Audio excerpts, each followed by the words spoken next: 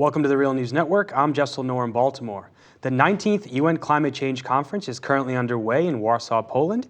Critics say it has among the highest corporate presence of any UN climate change summit to date.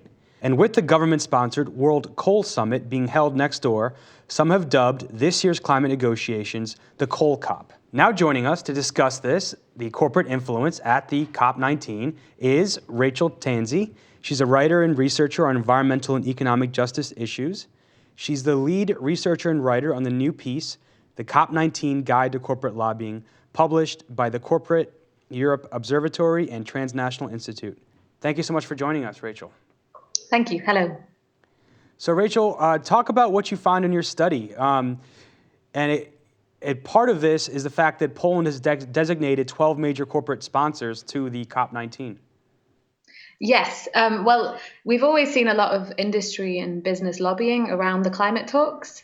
But what's unique about this year is that the presidency of the UNFCCC, that's the UN's climate negotiating body, which is currently the Polish government, has invited 12 and now actually 13 different companies to be partners to the conference.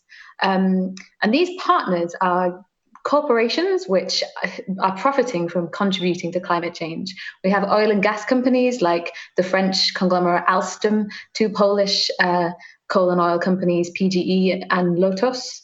There's the world's biggest steel company, ArcelorMittal, not to mention BMW and General Motors, Emirates Airlines.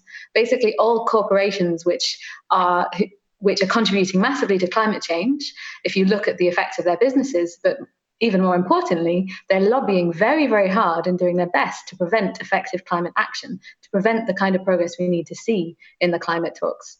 And yet they've been embraced into these climate talks by the presidency, the Polish presidency. Added to that, we saw business and polluting industries invited to the pre-COP, which is a really important stage of the negotiations before the COP starts, and another opportunity for them to influence the agenda in their interests, but against effective climate action. And you've already mentioned that with this coal summit that's going on, sanctioned again by the Polish government alongside the COP, we're really, really seeing the exact opposite of what we need to see in order to get a proper climate agreement that respects the principles of climate justice.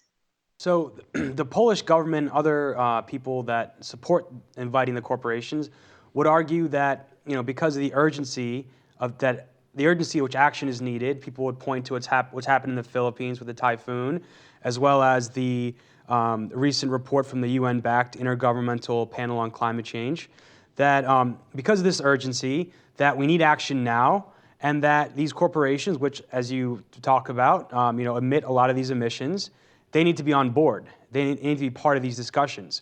What's your response to those arguments? Well, my first response is that if you're having a conference on how to solve malaria, do you invite the mosquito?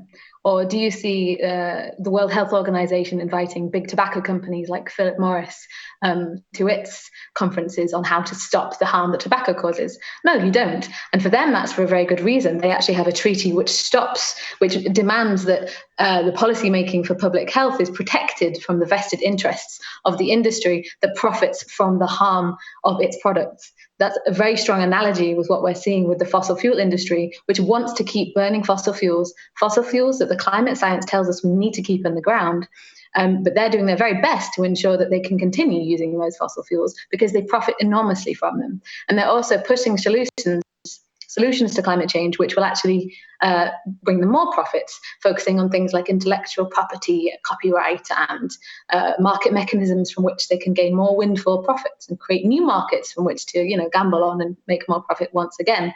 So the idea that these corporations are doing anything other than trying to undermine and subvert the action that we need to do is absolutely false. And there's an awful lot of evidence that shows the lobby positions, that shows the climate skeptic think tanks funded by corporations like those sponsoring the COP. In fact, General Motors was one of the Heartland Institutes, a US very climate skeptic free market think tank for many years. We're seeing basically the reality on the ground is that they're not trying to make a climate agreement that's strong and just and effective and ambitious. they're trying to prevent that and to profit from it in the meantime, so that they can continue making these emissions. And that's why we need to see a restriction on the contact between these kind of the lobbyists for the fossil fuel industry and so on can have with the people who are charged with regulating them. And then, yeah, sure, they can, once the regulations are in place and once the climate agreements are made to ensure that they do make the emissions reductions that are in line with the science, then, certainly contacts can continue. But until that time, it's very important that the kind of corporate capture by polluting industries we're seeing at COP19 is stopped. And so you're actually on the ground in Warsaw right now. We'll talk about the reaction from UN delegates to the civil society groups that are there, as well as grassroots Polish organizations that oppose the corporate influence. Yeah.